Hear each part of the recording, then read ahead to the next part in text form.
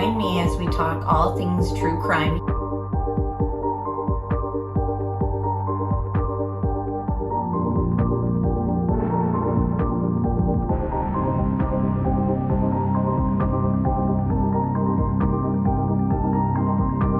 Made contact and shattered. The missing 4-year-old. The parents have called in and advised that the mother has went through a wall, came home, now they can't find her. Chad, where are Lori's kids? They've been missing for 4 months. You have nothing to say? 4 were stabbed multiple times and were likely asleep during the attack. Some had defensive wounds. Most of them had just like one that was the lethal stab wound. Oh, what a tangled web we weave. Once I told a lie, and I told my family, I had to keep lying.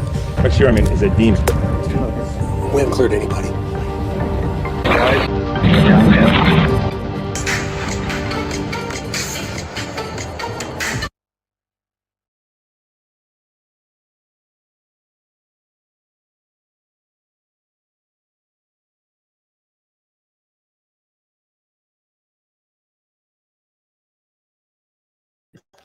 Hi, everybody. Let me know if you can hear me. Thank you so much for being here. Hi, Pita Bread, Mary Beth, Pink Victors, Beam Bio Girl, Tony, Debbie, Melly's here, Johnny, Kelt, Sherry. Good to see everybody.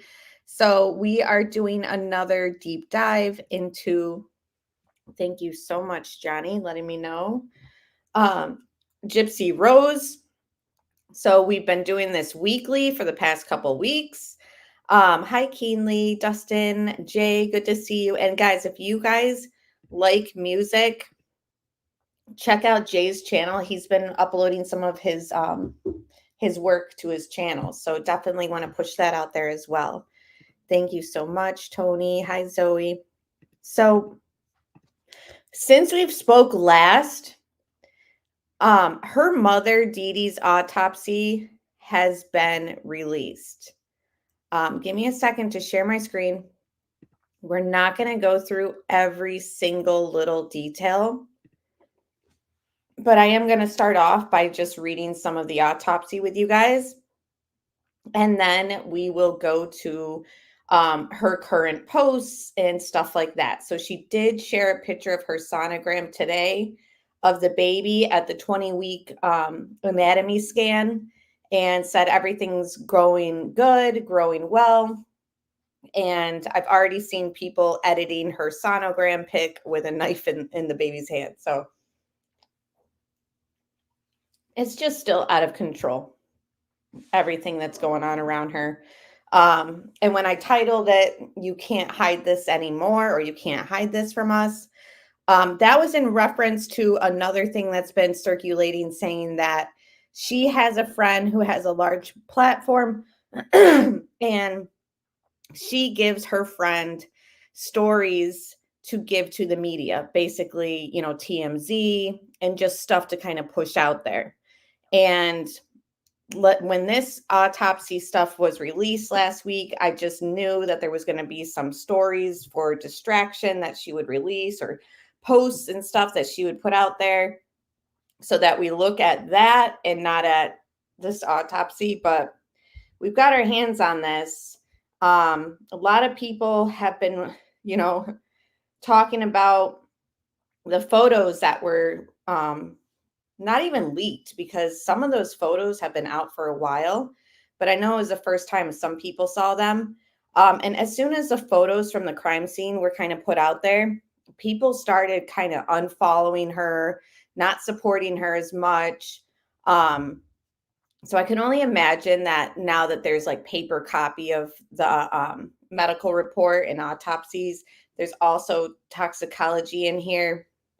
I'm wondering if people are still going to be skeptical of her side of things. And her side of things, of course, was she was in the bathroom covering her ears and all that, while Nick was the one that did every single stab wound. And now people have been saying for a long time, I think Gypsy helped.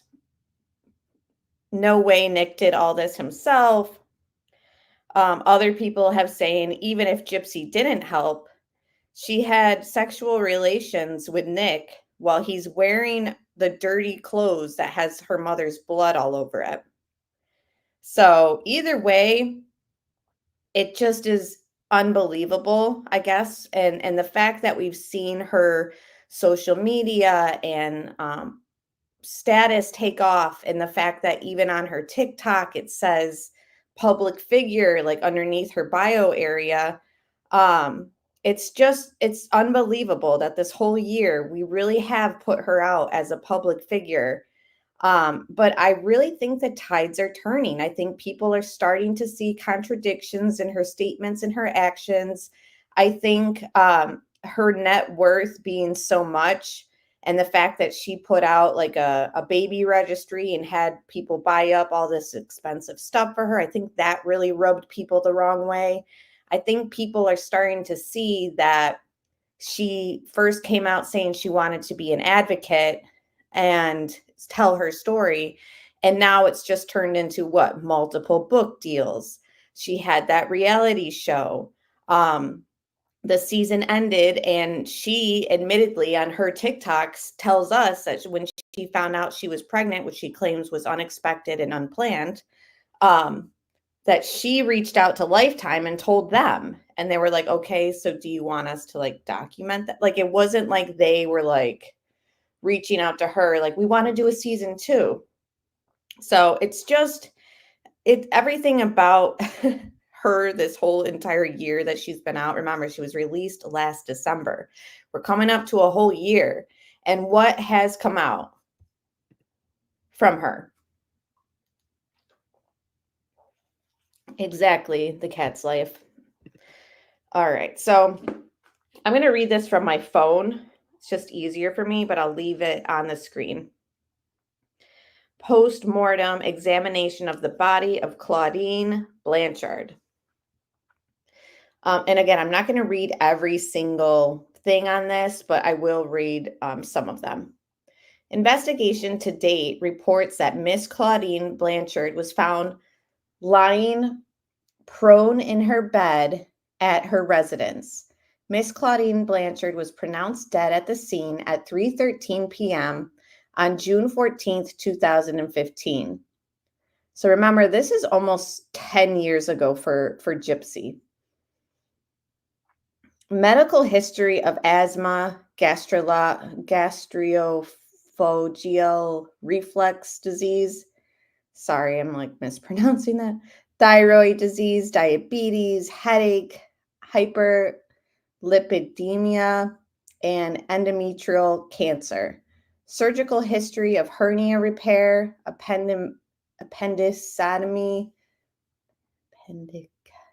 Oh, sorry, guys. It's on the screen if you guys want to read it like accurately.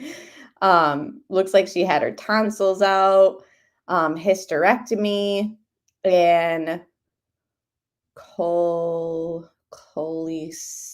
that last one. Sorry, guys. Struggling. Here, I'll zoom in for you guys. All these were her surgical histories. Autopsy findings of multiple stab wounds and multiple incised wounds. Toxicology, non-contributory.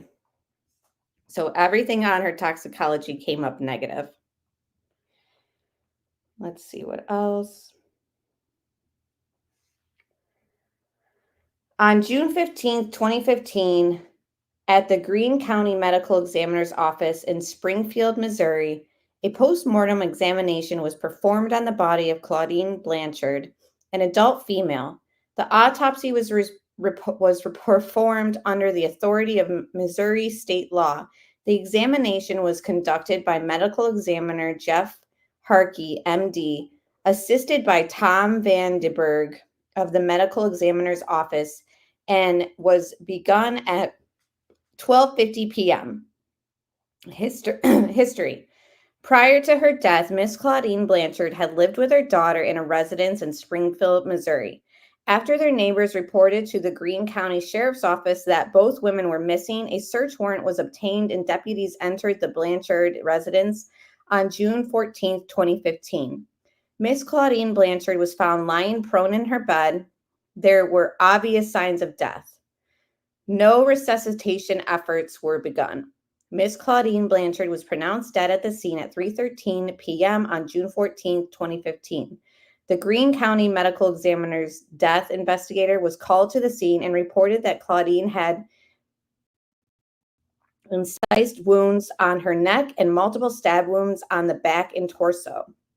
Medical records dated June 2nd, 2015 indicated that the decedent had a past medical history of asthma and then all those other things that we had listed. She had a surgical history of hernia repair and all of that other stuff that we already read. It was reported that medications at the scene were collected by Greene County Sheriff's Office. Okay.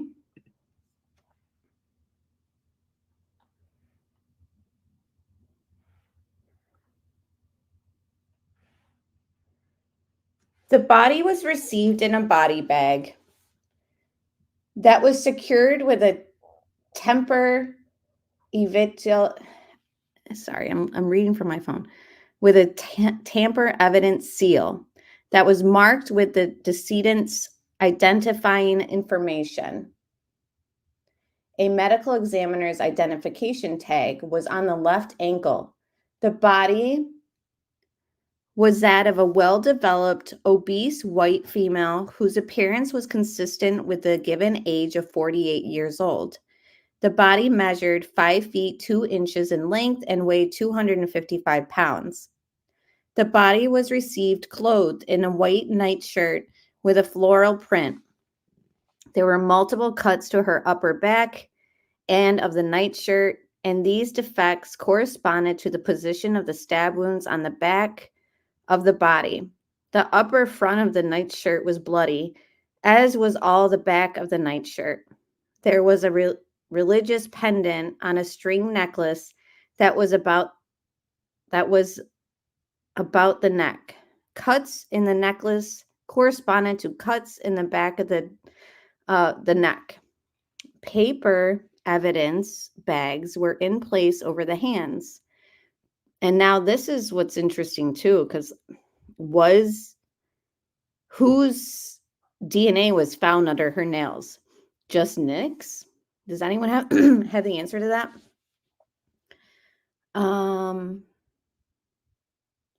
Prior to further examination of the body, the fingernails were clipped and collected. Oral swabs, vaginal swabs, and rectal swabs were also collected. Combed pubic hair and polled pubic hair was collected, and polled head hair was collected. The clothing, as well as all of the items of trace evidence, were taken into evidence by the Greene County Sheriff's Office. All right, so we'll go through some of these evidence stuff or the wounds, but we're not going to read every single bullet point. Upper and middle back were 13 stab wounds. Behind the top of the left shoulder. So then it goes into description of that. And then it says center of the upper back. That also has description of that wound. Left side of the upper back. Center of the upper back. Another one, center of the upper back.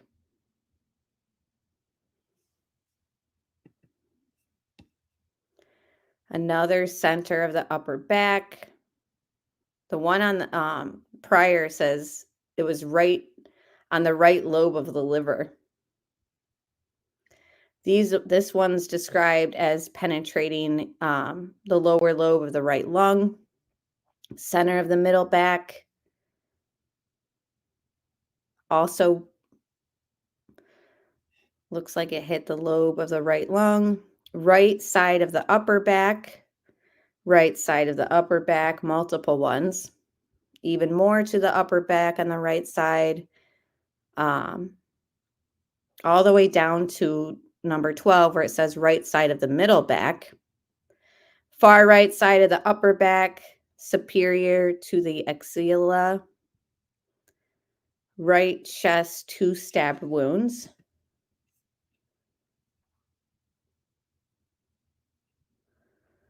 And then there's another area, it looks like to the shoulder. In association with the 6 stab wounds that penetrated into the chest, and then it lists off what numbers those were. There were 250 milliliters of blood and clots in the right chest cavity. So some people were wondering where, like, did it all take place in the bed? There was blood other places. A lot of people have said there might not have been so much blood at the scene because she bled internally. So this makes me kind of believe that that does seem accurate, that theory. And there were 500 milliliters of blood and clots in the left chest cavity, and there was 100 milliliters of blood and clots in the pericardial cavity. In association with the 2 stab wounds that continued through the diaphragm and into the liver, and those were wounds 5 and 14, there was a trace amount of blood about the liver in the peritoneal cavity.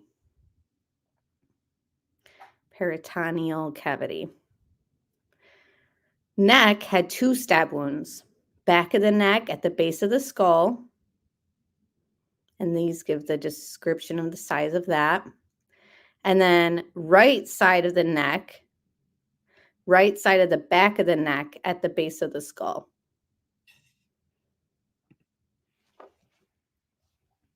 There were multiple incised wounds on the neck, and there was one wound on the left hand.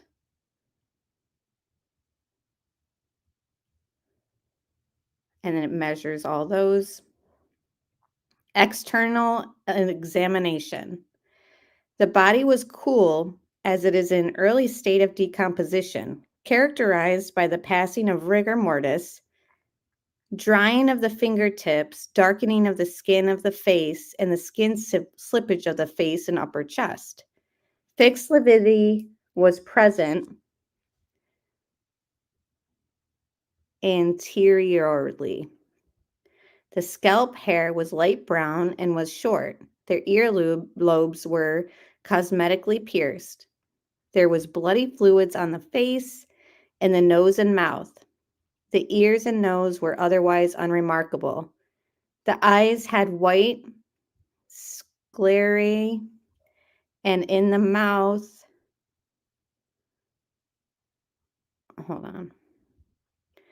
There was bloody fluids in the nose and in the mouth, and injected conjunctivae. Sorry, guys, but it's on the screen. If you guys can pronounce it better yourselves, feel free. You guys know I'm just a mom who runs a true crime YouTube channel. I don't claim to be a medical professional. Cloudy corneas obscured the eye. So they're talking about her eyes. The neck was obese and had no discernible masses. The thorax was symmetrical. There was post-mortem puncture wound in the right and upper quadrant of the abdomen. There was a scar from her surgery, 6 inches in length along the right lower costal margin. There was a transverse 5-inch scar across the lower abdomen. The abdomen was obese. So it's talking about her genitals being normal. There was a tattoo on the left side of her back. There were tattoos on the lateral sides of the lower parts of her legs. There was a 6.5-inch longitudinal scar on the back and lower part of her left leg. The extremities and back had no significant deformities or other abnormalities. There was nail polish on the fingernails and toenails. And remember, that was one of the last things that Gypsy did with her mom, was paint each other's nails. So this goes into the external examination, head, neck, cardiovascular, all that. I'm not going to read all that. respiratory system, all that.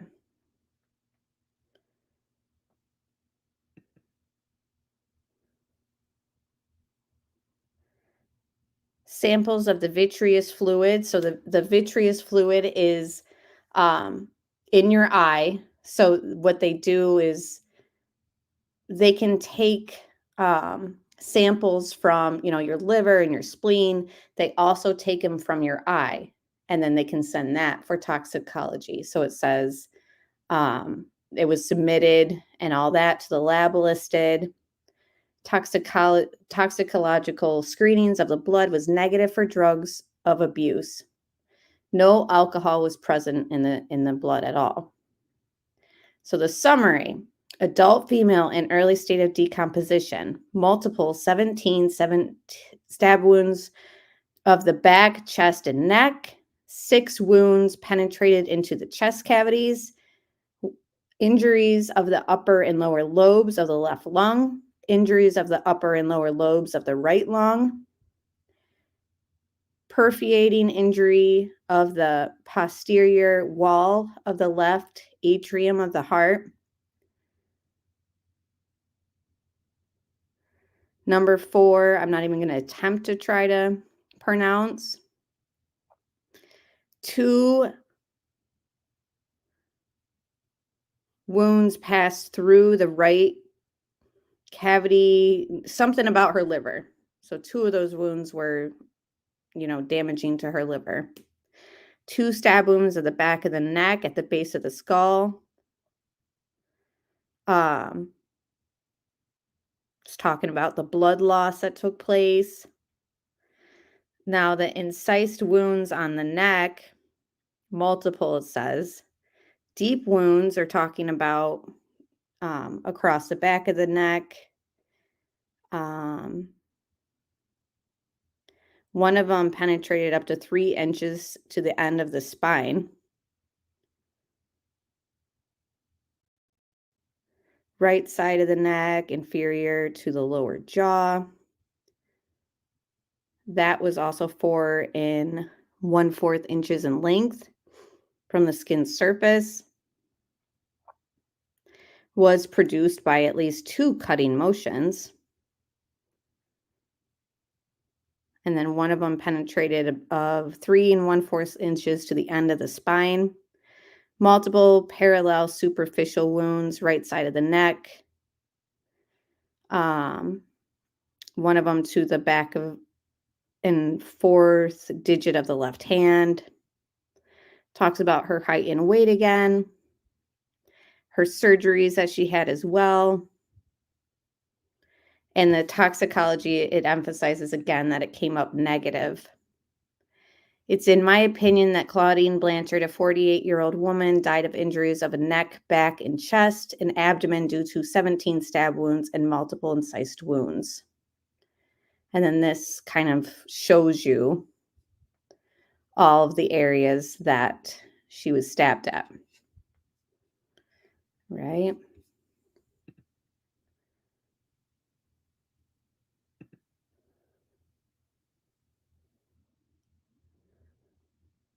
And guys, I'm not looking at chat just because I obviously have this page pulled up. Please bear with me and I will get right back to you guys. So this is the toxicology. It literally says negative for everything.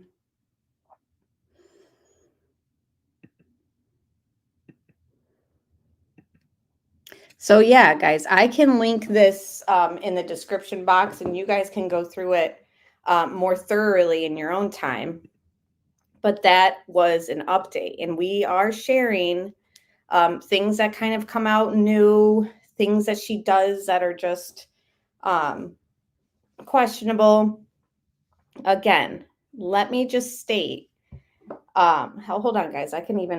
I'll share this right now in the chat too, if I can, and then you guys can kind of reference it while I'm live if you want. But anyways, I just wonder her opinion of all this. Now it's from a Facebook link, and then it has the Google Drive attached to that. So I just put it in chat. I'm curious her thoughts and opinions on this kind of making its waves through social media, because she never commented at all on the photos being released. And I mean, what's she going to say? Let's watch this. This I thought was interesting, and we pretty much agree with everything that this TikToker says. It's 2 minutes. Was first released from prison did not age well. This is insane. Watch this. I always come to critics, and there have been some who say you're now using sort of this situation for fame or to cash in. How would you respond to that criticism? Well, I can tell you one thing. I'm a very private person, and I don't like the fame. But the one thing that I can do with it is some good. So I'm not in it for fame or fortune. My story is important to me. It happened to me. And I just want to be an advocate. I want to be somebody that can help others. That's seriously all that I want. When she was first released from prison, I think she was saying whatever she thought was going to get her the most approval from the public, because she knew that what she did was controversial. But when she realized that she didn't actually have to do anything good or be a good person, and that she could still profit from her crime, that immediately changed, because she released a public statement literally requesting that people do not ask her to advocate for victims. She said she doesn't want to actually be an advocate at all. And what do you mean you don't like the fame or money, Gypsy? The moment you were released from prison, you broadcasted your entire messy life on national television for everyone to see. And then you go on social media and broadcast your life even more. It's just crazy to me that we've watched her lie to the public over and over and over again, and people are still eating this shit up and buying it. This girl literally said that she's not in it for money or fame and wants to be an advocate, yet the only thing she's done so far is monetize off of her own crime. A few months after doing that interview, she released a statement saying, "Please don't ask me to advocate for victims." This girl has fake to her fucking core. I just feel like this is such good proof that this girl is constantly lying to the public and playing in your faces, and people choose to believe the words out of her mouth instead of paying attention to her actions, which is crazy to me. Because if you have been paying attention to her actions, you'll realize that her actions contradict every single thing that she's ever said that she was going to do. And the only thing this girl has done so far is soak up every bit of spotlight that she can, get as much free shit as possible, and monetize off of her crime. But not once has she done anything for victims, or anyone else for that matter.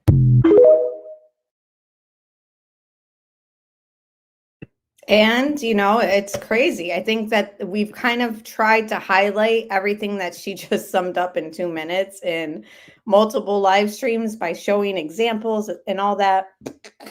I'm looking at your guys' comments that you were stating while I was, hey, Marshall Dove, while I was reading that.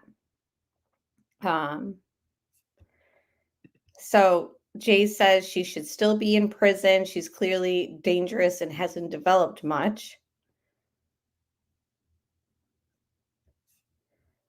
Scrolling down. Supporters argue these wounds were all Nick because Gypsy was weak and small. The Manson girls were skinny, stoned hippie girls, had no problem butchering victims. Right. Exactly. And with adrenaline running, you know, people can accomplish a lot. Dustin said, has anyone explored the state of mind or the mental illness of her mother? Was she delusional? She suffered a horrible death. Does that count for anything? I still feel Gypsy felt like she had no choice. Sounds like this crazy mom would have found her anywhere and went. I felt that way for a long time too. I really did. And we welcome all opinions. Tony says, I don't think all the wounds came from just Nick, in my opinion. And the thing too is I don't want to seem like I'm on the boat of Gypsy 100% aided in this crime, etc. Like I can't say it 100%. But I am open to entertaining the idea more so now than when she was first released, because I just feel like she has done nothing of substance and has contradicted and lied so much that because of her recent lies since her release, I question everything that she has stated, during the time of the crime. Tony says, I believe Nick when he said he only stabbed Dee Dee four times. Okay, Dustin, take care. Hope I see you soon. Creepy, she painted her mom's toenails before, or, both her nails, before her demise. I know. Pardon me.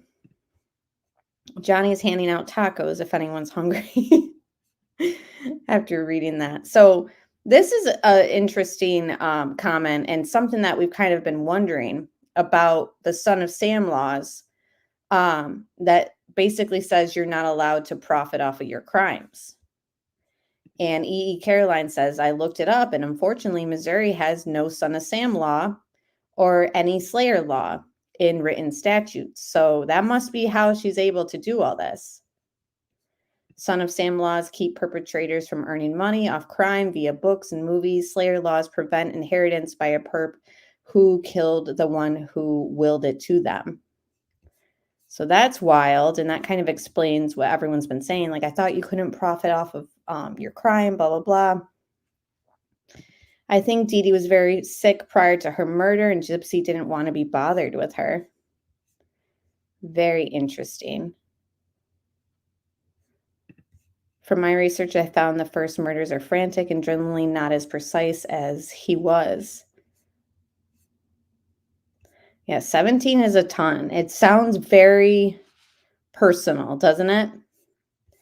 Hello, Laya. Good to see you.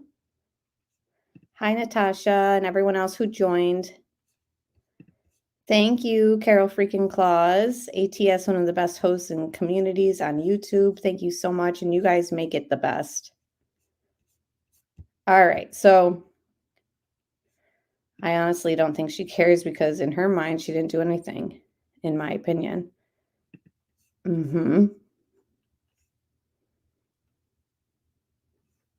What are people saying about this report? What does it prove that we didn't know? I mean, nothing. We already knew, how many times she was stabbed, where she was stabbed. We've seen the photos.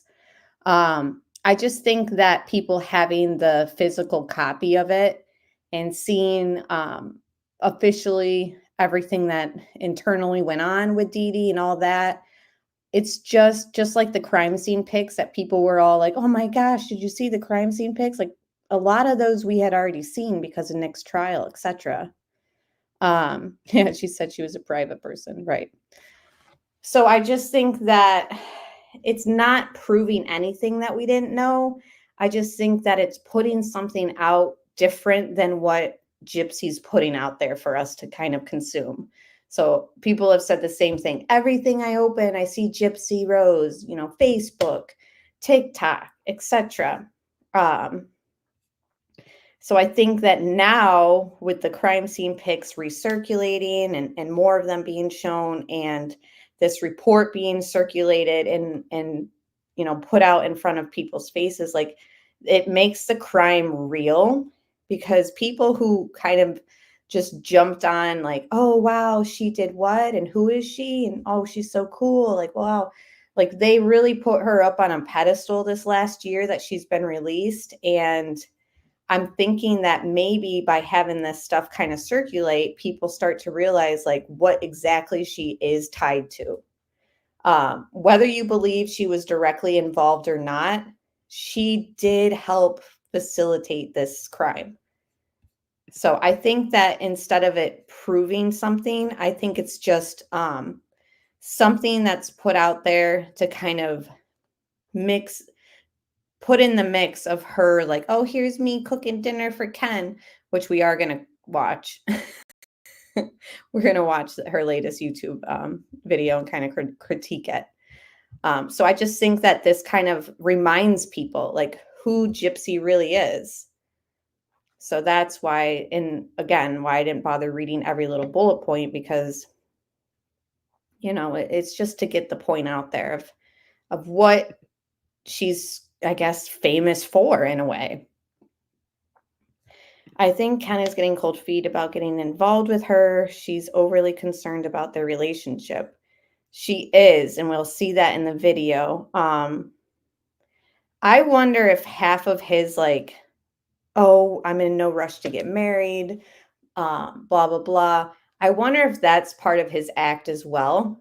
Like there's part of me that thinks that he's trying to act like he doesn't want to legally be married to her. Obviously, she has to get divorced first, but I think that he's after her money personally. So if he kind of plays it off like, oh, no, I'm not in it for her money. I'm just, I'm not even in a rush to get married to her, but really he is like in it for the money.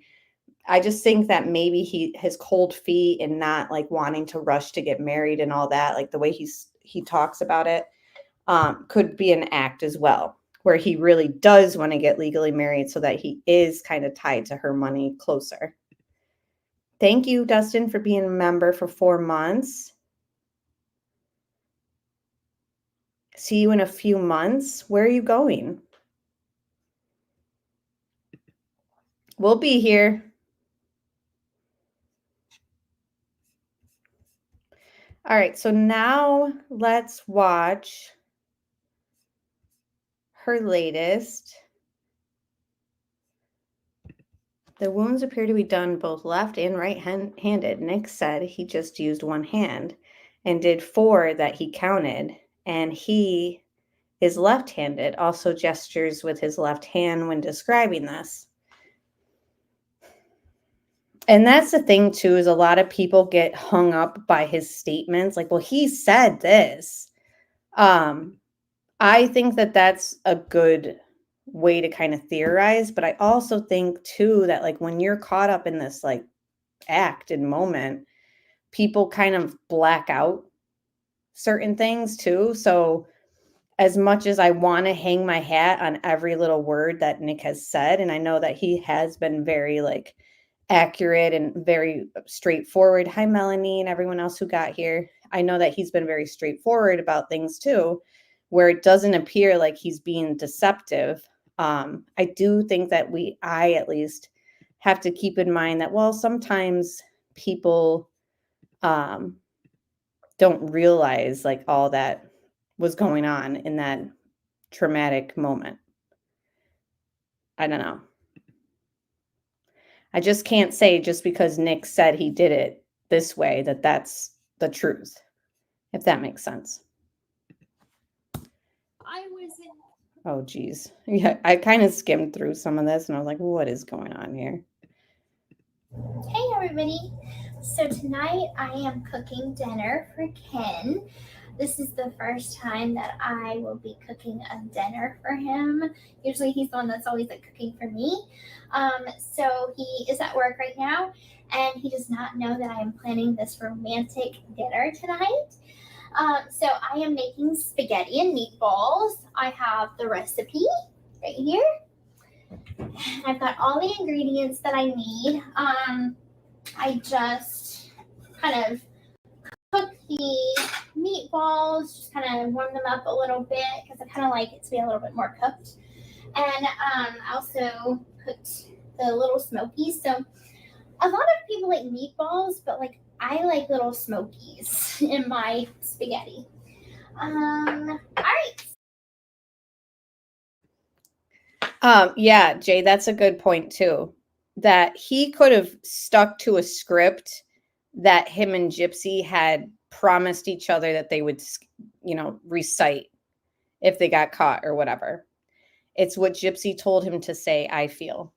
And I think that that is a valid theory as well. Like, is that what it is too? We just don't know 100%. But there are people who believe 100%, like, no, that's not true, that Nick said this. I'm just saying I'm not one of those people that can say, Nick said he only did it 4 times, so I believe that 100%. So I just leave the door open to all possibilities. So, and now she did say that he's at work. We were all kind of wondering, how much does he work? And how much is she paying for everything? So I'm gonna start.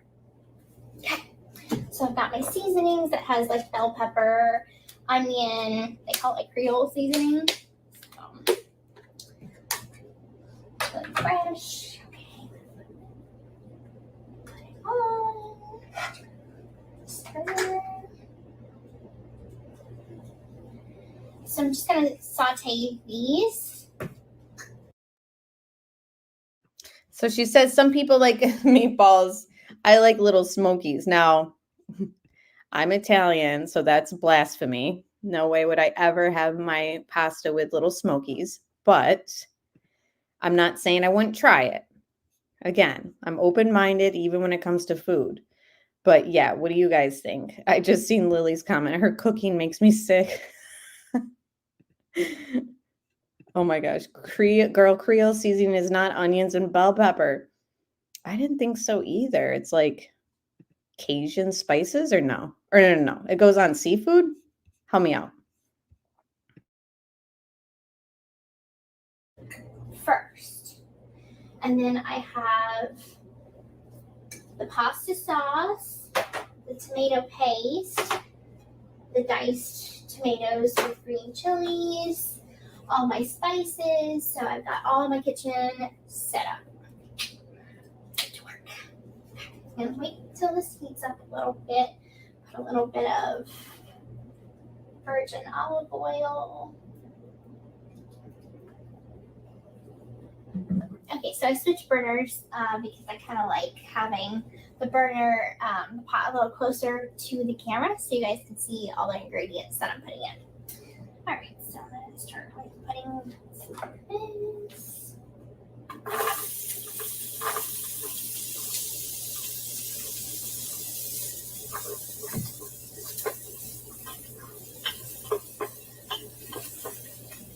I'm going to brown.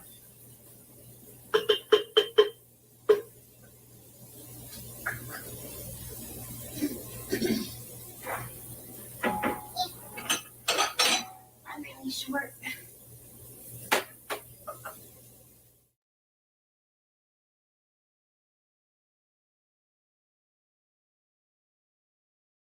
She has this sped up and there's no music. I don't know if YouTube removed it. Sometimes they do for copyright. But there she goes. I see your guys' talking about you wouldn't cook or eat anything that she cooked. There could be poison in it. I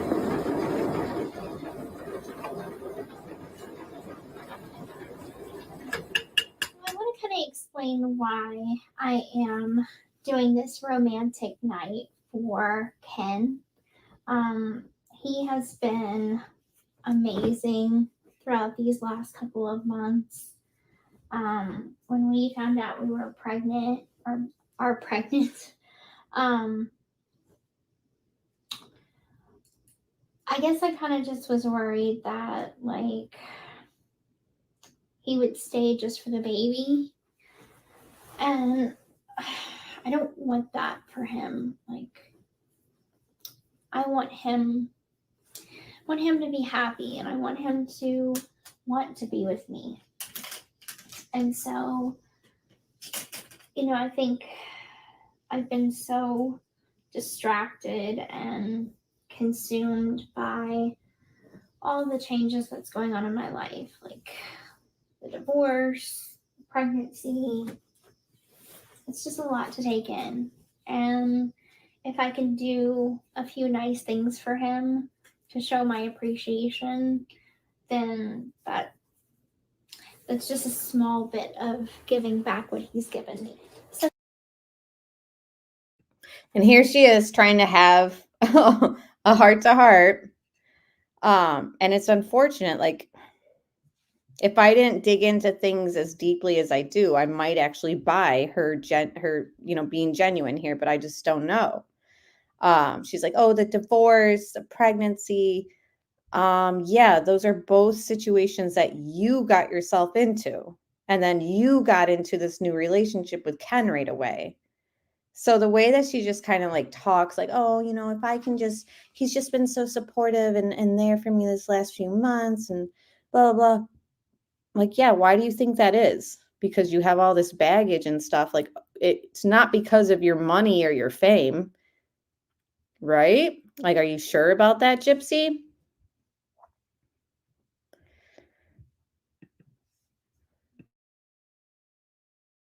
So Ken and I met in 2017 after he watched my HBO documentary, and he wrote me a letter and we became friends. And then letters went to phone calls, and then phone calls led to a visit.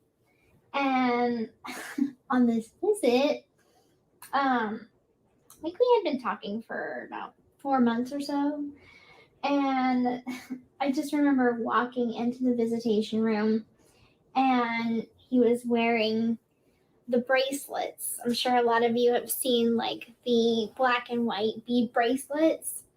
So that was a gift for us. So he had his black and white bead bracelet, and then I had mine that he had brought in for me. Well, he didn't know that he couldn't give it to me because I wasn't allowed to take anything back with me. And so after all these years, he's kept it. And so anyway, getting off course, he shows up at the visit, and like we start talking, and like 37 minutes into the visit, we're talking about this TV show we were watching at the time. And I just remember like he leaned over and just gave me the most like knock your socks off kiss imaginable. Like this was super romantic. Because like I had never been kissed like that. Like I had kissed people. I had kissed obviously one other person before that. And like never in life had I had a kiss like that. Like, whoa.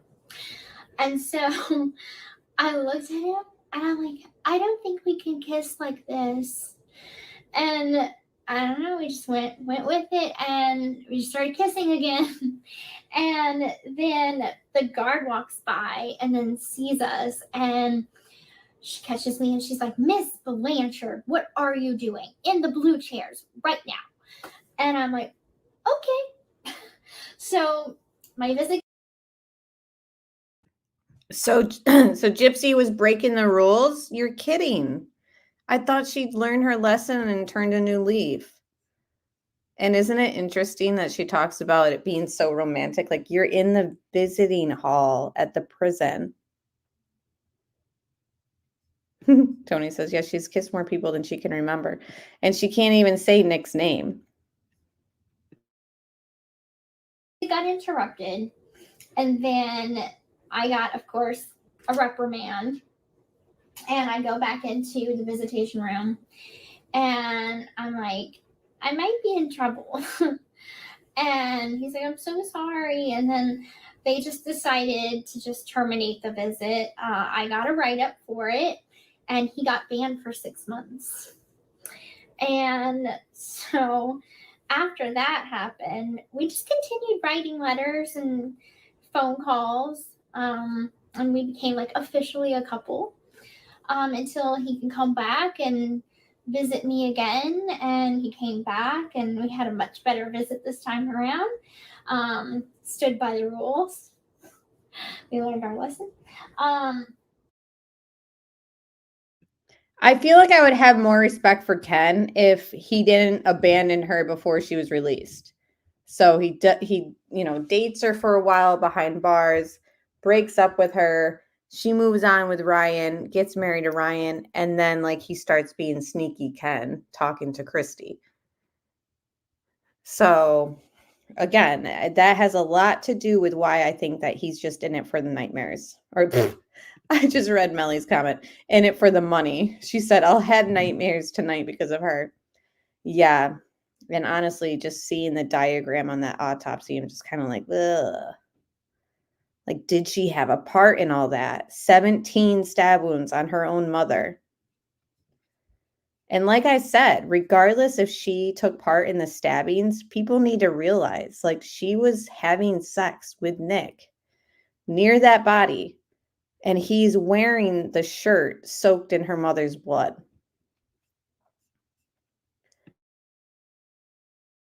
And then look at us now, viewing her acting all normal, doing what we all do, folding clothes, helping out our significant other, not behind bars. And it's just kind of trippy to me. Like, it's like, whoa, like, have we all been bamboozled? Like, did she have more involvement? Even if she didn't, like I said, just the picture of them like celebratory sex, like in that room. It's just so, it's more than cringe. Cringe isn't even the word. And then we dated for 2 years. And he would keep coming to visit me while I was in Chillicothe. And we got engaged. And we kept deliberating. Do we want to get married in prison? Yes, no. We thought about a January wedding. And I mean, ultimately, it was just kind of decided that I didn't want to rob him of a real wedding. He didn't want to rob me of a real wedding. And that's so true, Tony. The sad part is we will never really know the true story. And much like other cases, like we think we know, but do we know? And now the other cases, we can at least be like, well, they're sitting behind bars. They had to have been like Alex Murdaugh and Chris Watts. Do we know the full truth of everything that took place those days that their families were killed? We don't, but we can at least have peace of mind. Like, but they were involved, no doubt. Now they're rotting in prison. And we kind of have a little bit of like peace of mind. That's what this case is so different for me to kind of, wrap my head around, because she's out after 8 years and here she is all over social media. If she had just lived a quiet life, not out in our faces, it'd be different. But now it's just like, I can't help but think like, so wait, are people just sending this girl money? And she's, making all this money off of her show and books, and she actually did take part in this crime. Like, to me, it just sits so unwell in comparison to other people who are actually just still behind bars, if that makes sense. And so we called off the engagement, or we called off the wedding, but we didn't call off the engagement. And this was right around the time that the act had came out. A lot was going on around that time, a lot of stress.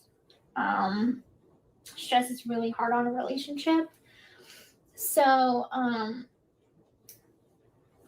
some things occurred that opinions got to him. And ultimately, he felt the best thing to do would be to let me live my life outside of the relationship.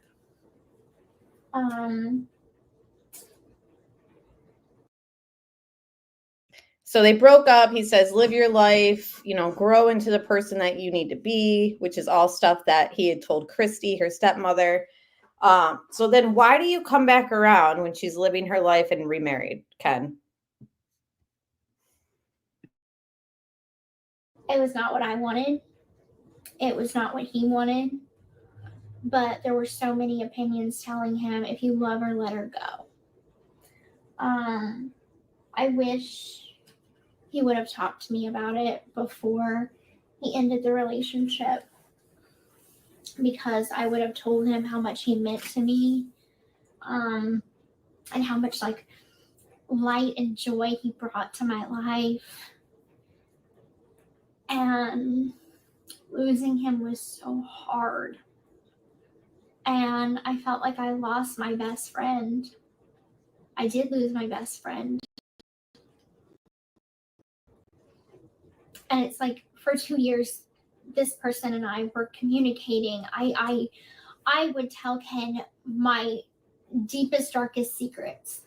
And we just got each other like twins. I never had to explain anything to him. He knew where I was coming from, and I knew where he was coming from. And I always had a way of, when he was upset, I could word things in a way to calm him, in a way that it might change his perception of the situation going on, to where he would be calm about it. And then he had that same effect on me.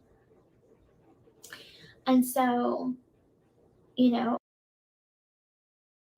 I still, even in recent videos and clips, hey Roxanne, good to see you. I don't see any chemistry between them. I really don't. Like, I get like more friend, brother, sister vibes from her and Ken than like, oh wow, they're madly in love. Like, I don't know. That's just me.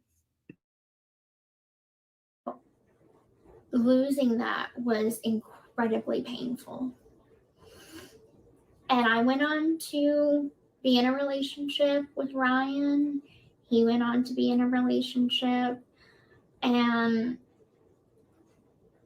you know, it's one of those things that you always look back, like, and even when you're with someone, it's not fitting. It's like trying to force a puzzle piece that doesn't go, because you already met your puzzle piece and it fits so perfectly without effort. And so that's how I felt with my relationship with Ryan. Yeah, I was happy. She never gave Ryan a real chance, in my opinion. So Cold Truth, good to see you. She went from her mom to co-defendant, who was her boyfriend, to boyfriend, back to jail boyfriend, patterns people. Yeah, they did do an ultrasound. They did one today. So I know people are like, she's not pregnant. Like, I think she is. I do think she's still pregnant. Yes.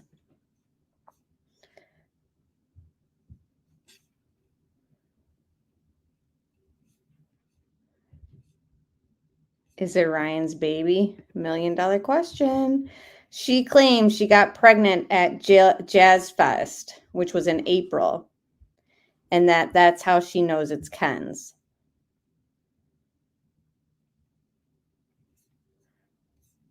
Yes, we all are walking train wrecks at times. That's true. Right, Laura. She did. She put all that stuff on blast, the location of the doctor's office, everything.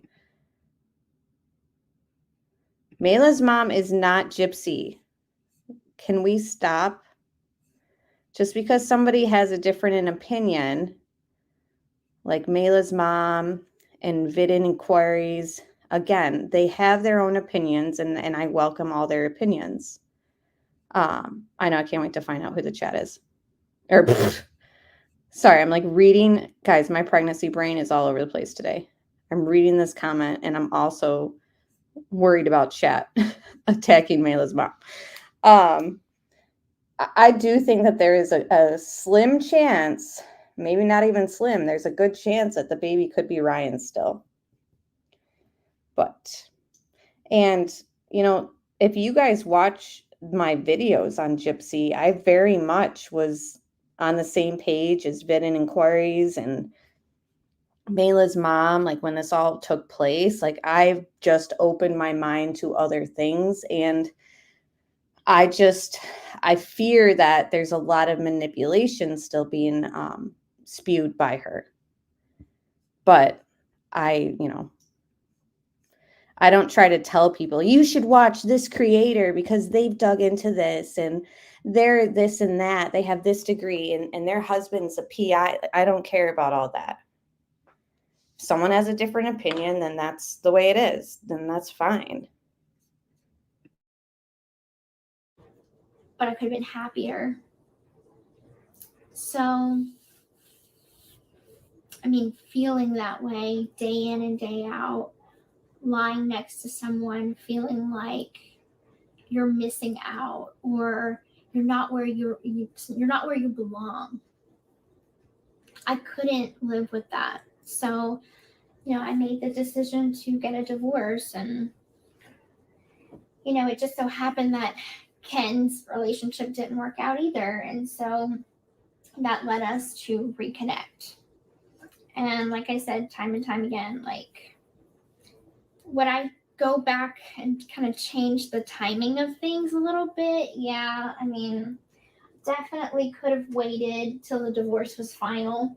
But I'm a fool in love. So with all that being said, Ken and I have been through a lot together and apart. And it is such a blessing to find the person that you're meant to be with after going through so much, that I really just don't ever want to take him for granted. I don't want a moment to go by that he wonders, does she love me?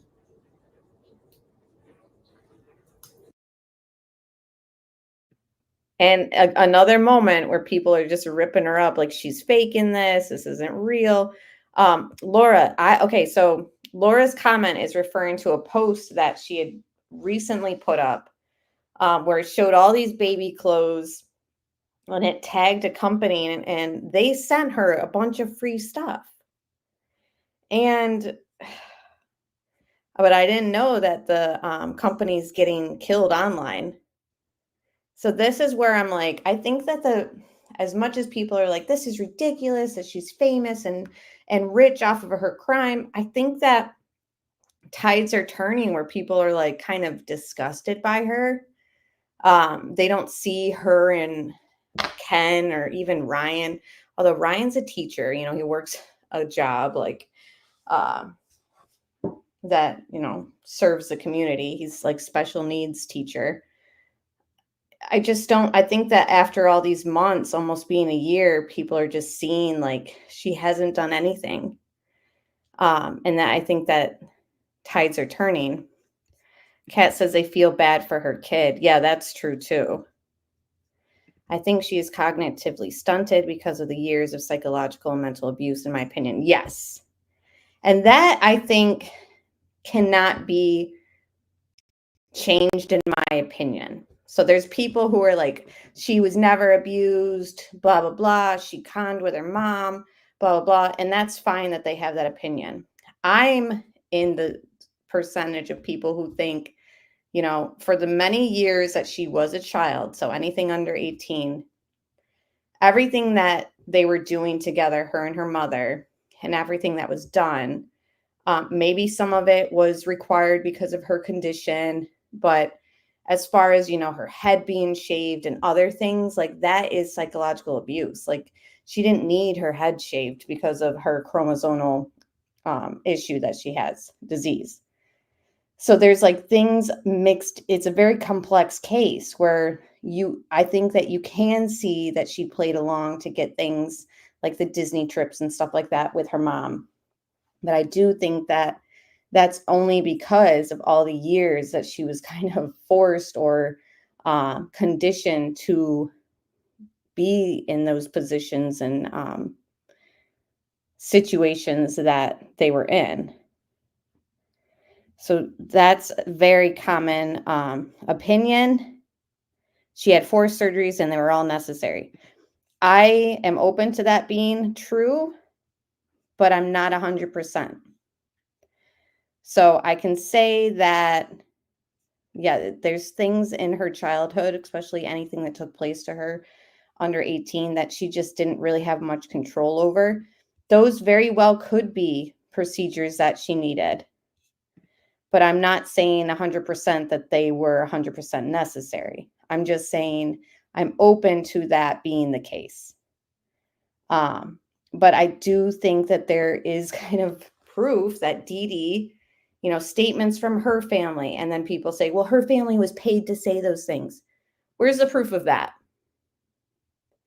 Her statements her family made Other people, doctors have come out saying things, and then people have said, well, the doctors lied. I don't know. All I know is I think that there's still room for her to have been conning, but also I think that there's proof that she was abused. And then there's this. She gets no excuses. She's a POS. And again, I'm open to that as well. Her family was paid by HBO. Okay. But they also spoke on other documentaries and stuff too. And the doctors were paid also. Right. But I mean, does that mean that they lied? Like, you're going to be paid to take part. Yes. But do you have to lie to be part of all that? You can look it up. No, I don't really need to look it up. I believe it. But just because they were paid, does that mean that they lied? Yes, they did lie. Why? Just because they were paid? I'm sorry, I don't see the correlation to it. Like, I see like the theory. Sure, she is basking in the attention. However, think of all the negative attention she had before that. Right. Chromosome deletion. Thank you. Right. Most doctors won't do unnecessary surgeries, even removing teeth. True.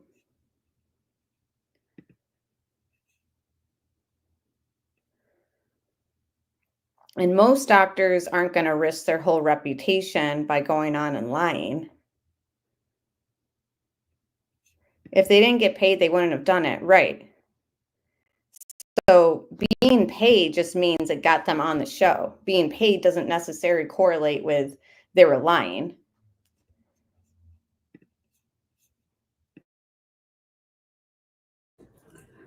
Because I am so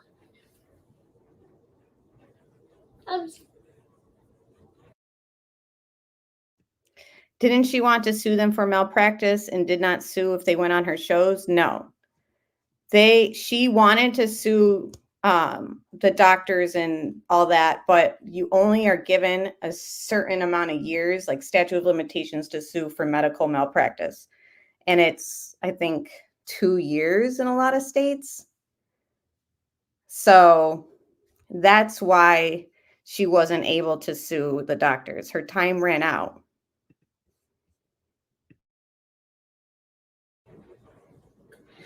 I am so in love with this man. In the 5 years that we were separated, I was in pain. I couldn't get over him.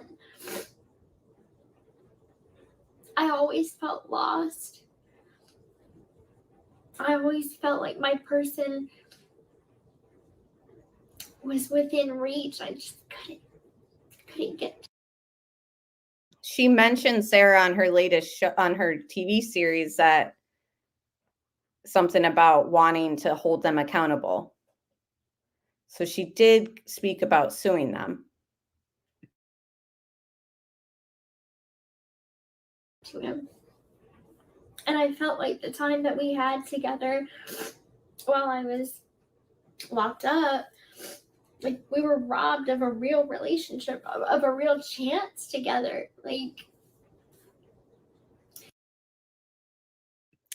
Laura says Gypsy was manipulated, groomed, and threatened as a kid. She will have to unlearn her own normal. Right. And I empathize with that. I do. Which is why I try to make it clear that this isn't a hate on Gypsy channel. Like, a lot of channels have jumped on that narrative and like built their own channels off of hating on Gypsy. We're just looking into things and keeping an open mind. Yes, that's right, Laura. That's something that definitely stands out to me as well. Like, she never had chemo, but says that's what rotted her teeth. She also had said that her teeth rotted because of having her salivary glands removed. And then, like, when you don't have saliva in your mouth, like, your teeth rot. So there's been like multiple excuses that she's given, which is questionable in itself.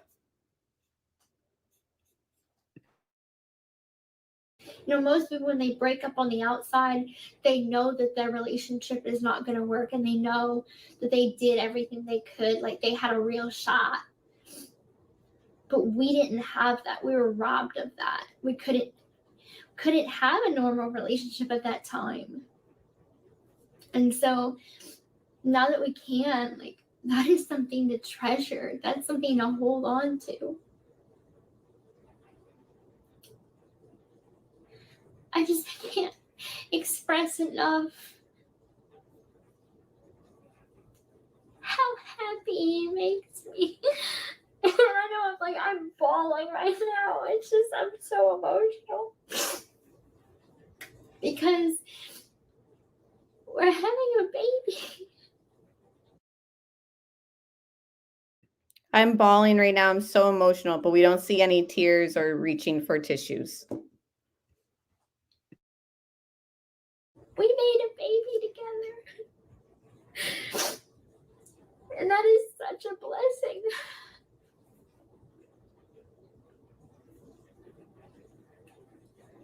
The fact that I am so blessed in my life to have a family that loves me, a second chance at life, the man that I truly love back in my life, and we're starting our own family. Like, that's something to hold on to and never let go.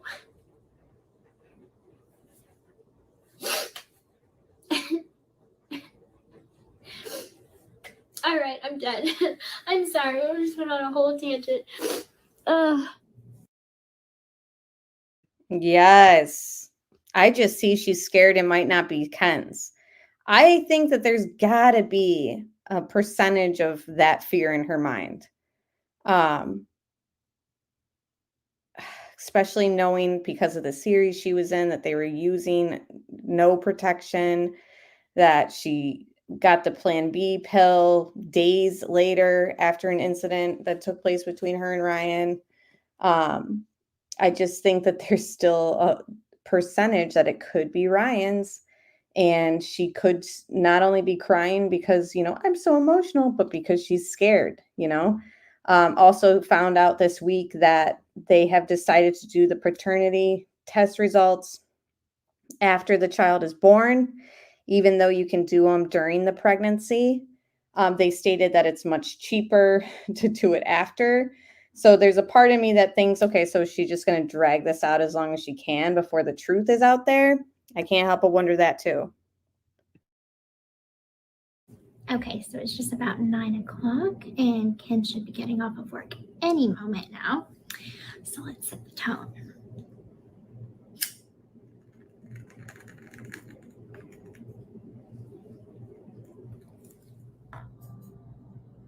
You're right, Laura. Unbelievable.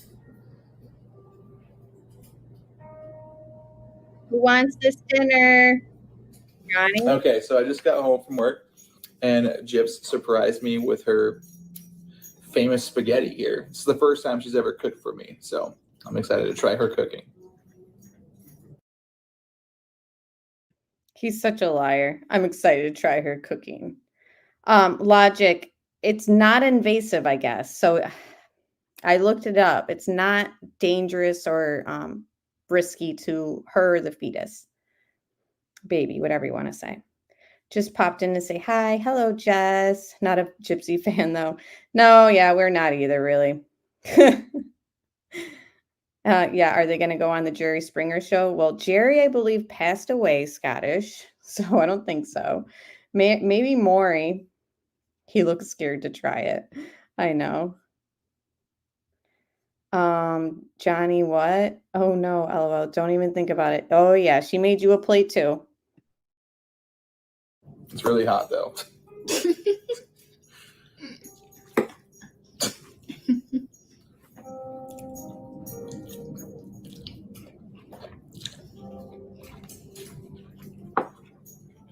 It's very good. Good. Very good. Good. Okay, I'm 10 out of 10. Good. 10 out of 10 as he throws it up in the napkin there. That Louisiana spaghetti. Right. Can't relate. More than 50% Italian over here. I swear, I just looked it up and Google says no risk. Let me look it up again. Is paternity test dangerous during pregnancy? Non-invasive prenatal paternity test is 99.9% accurate and very safe. Risks include pain, bleeding, bruising, fainting, and infection, but that's just a small percentage. The provider takes a blood sample of the mother and cheek swab of the potential father. Samples are sent to a lab, and that's how they determine it. So typically non-invasive and very safe means it's not risky. Everything, medically comes with a risk though. But for the most part, not risky at all. Hi, Jordan. I know I can't with Gypsy the clown, right? And thanks for being a member for a month. Appreciate you.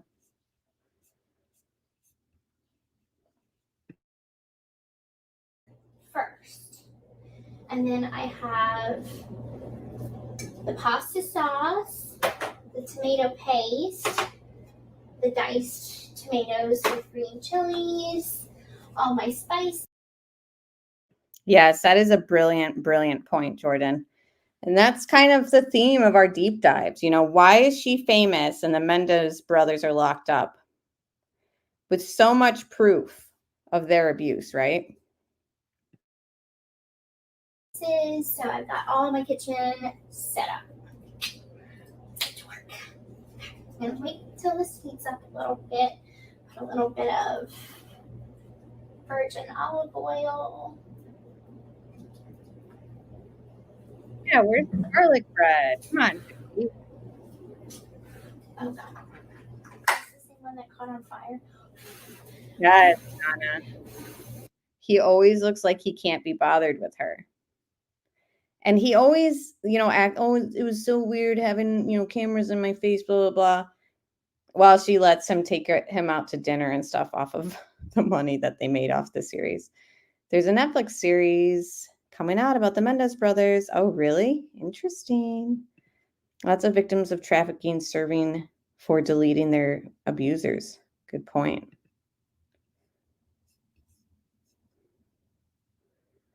That's true, Ronnie. And like you were saying, sorry, I'm scrolling up to see the name. Trisha. Yes, it did used to be invasive. That's very true. But with new technology, no longer anymore.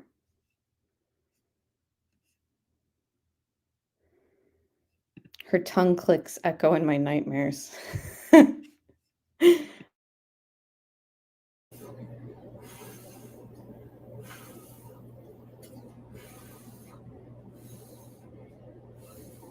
gonna die if this thing catches on fire. I'm gonna go to the opposite burner. I'm not gonna lie, Ken set the kitchen on fire a few days ago. So I'm really terrified of doing that same thing. Oh my god. He's gonna be like, you're never cooking in my kitchen again. It's fine. You just need to use that. I'm gonna go this way. See how this turns out.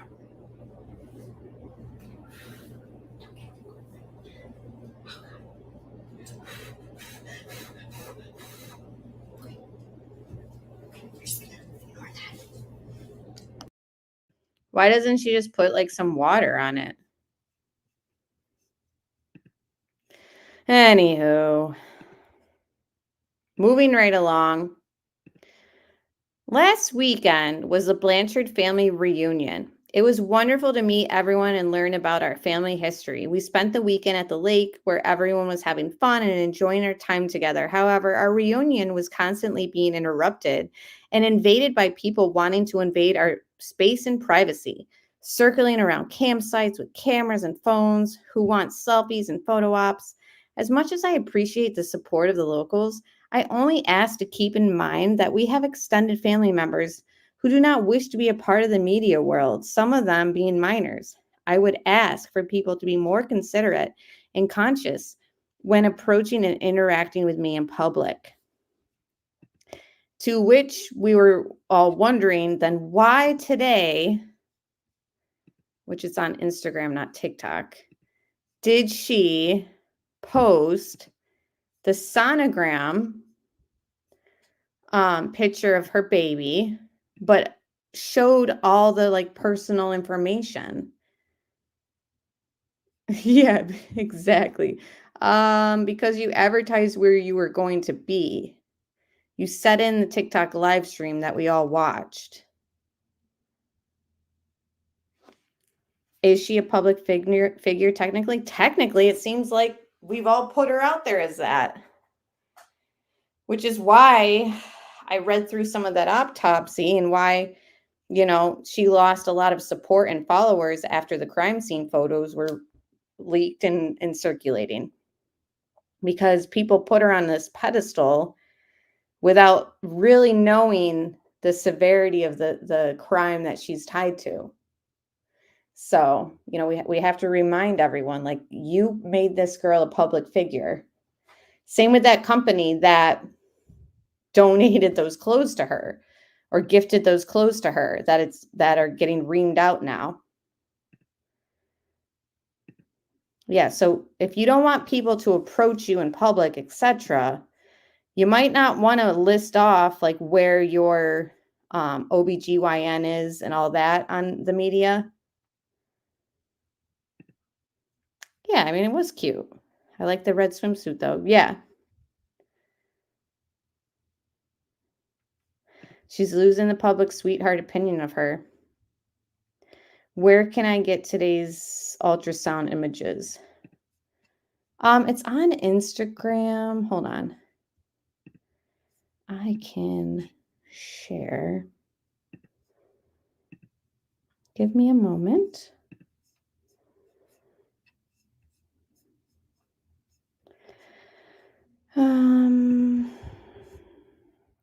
She just changed her Instagram handle name too, so I gotta figure that out.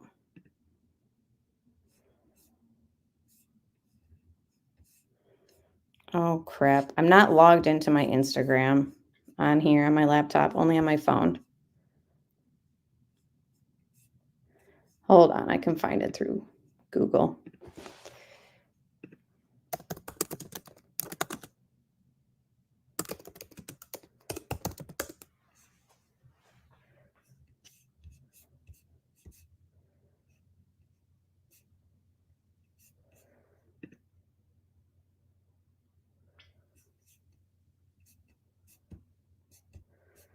Oh, of course, can't find it on Google right now while I'm live. What you can do is go on Instagram. Again, I don't have my social media on my laptop because I like to keep it just strictly like for my work. Her Instagram name, she just changed it to Gypsy Rose Media. Hold on, maybe I can just type that in.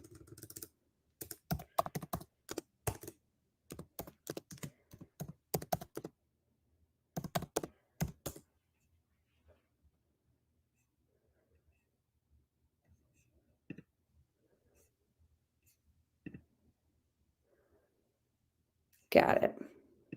Okay, hold on. Let me share my screen. That's enough of that. Yeah, so this is her Instagram. As you see, I'm not logged in, but I pulled it up through Google. This is her latest post today. People have already photoshopped a knife in the baby's hand. Again, she kept saying, I'm not going to put my baby out there, this and that.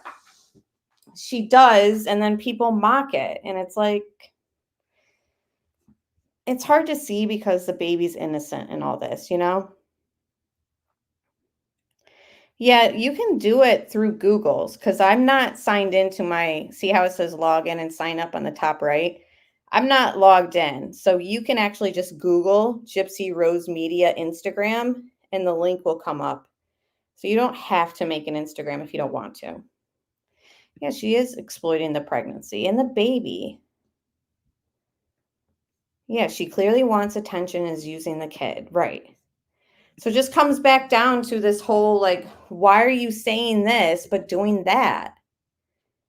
That's what it's come out as for her. So see in the top right, like I don't want to, I really don't want to be a part of like showing it, but people asked her in the comments, like, why do you have the OBGYN's information all showing if you don't want like the baby or to be out there for the public to come and like see you where you're at? Yes, the baby is already her next money-making scheme, no doubt. I'm pretty sure that's what she said. Yes, that is the scar from her feeding tube.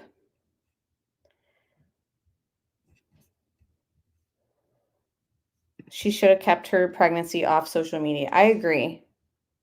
I think she needs to stay off social media. I think she's too fragile and mentally immature.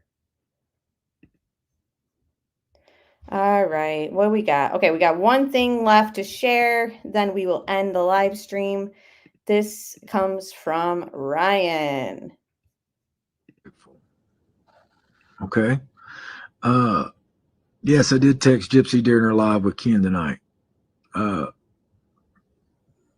But Ken, don't let her fool you. She called me last Saturday talking about she missed me, and of course I miss you. And she said a lot of other things too.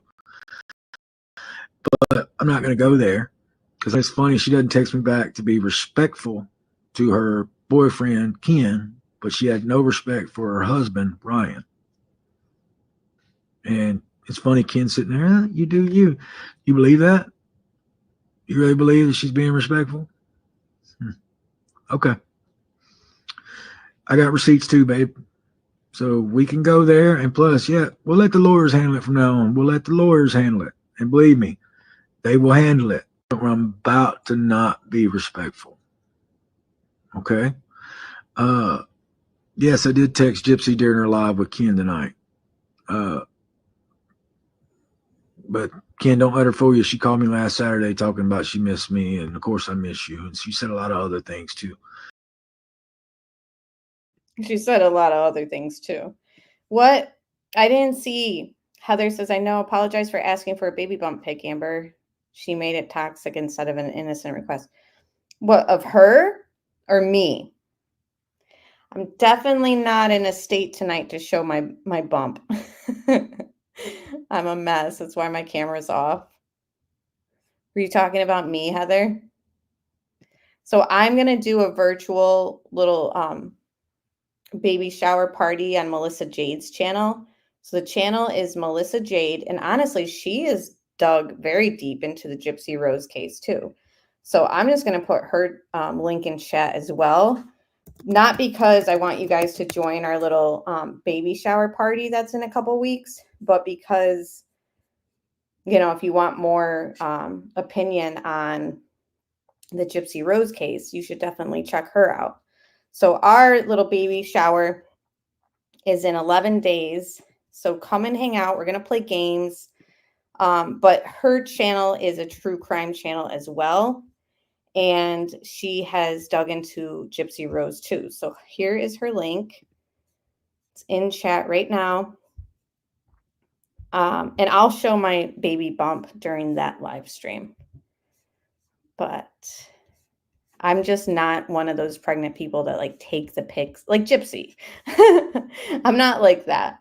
Lifetime wouldn't get her to get pregnant when she was with Ryan to keep the story going. And she will definitely give them drama while acting like she's classy. She needs to be canceled like 10 years ago. I think she was losing media coverage and had to post something so the baby is what she shared.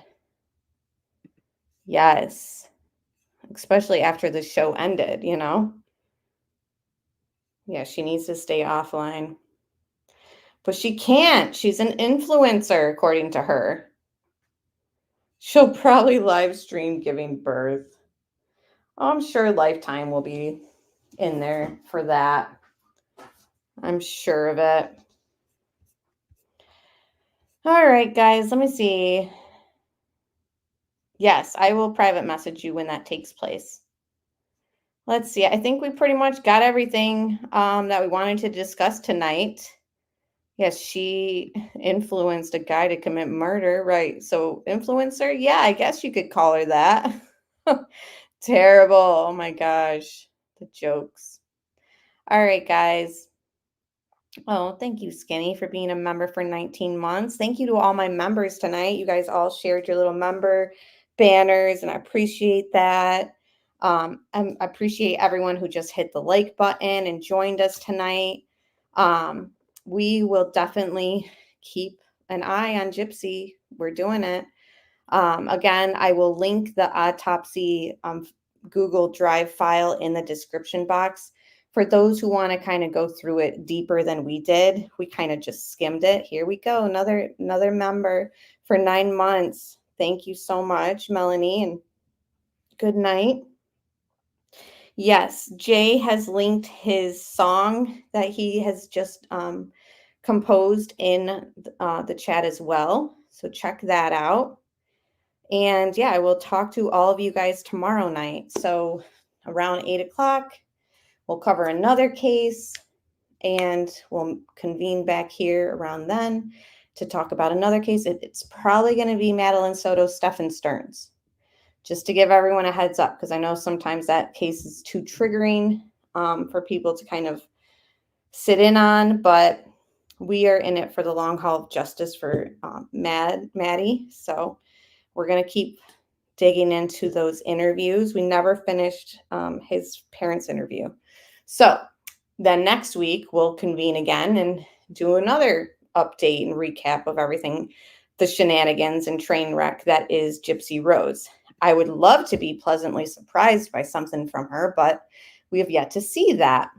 And yeah, just glad that we, reminded everyone of what Gypsy is actually attached to. As much as I like to say that, you can move on from your past and reform and change, I haven't seen much of a change in Gypsy at all in this last year. So talk soon, guys. And thank you, everybody, again, and all my moderators. Appreciate you guys. And good night.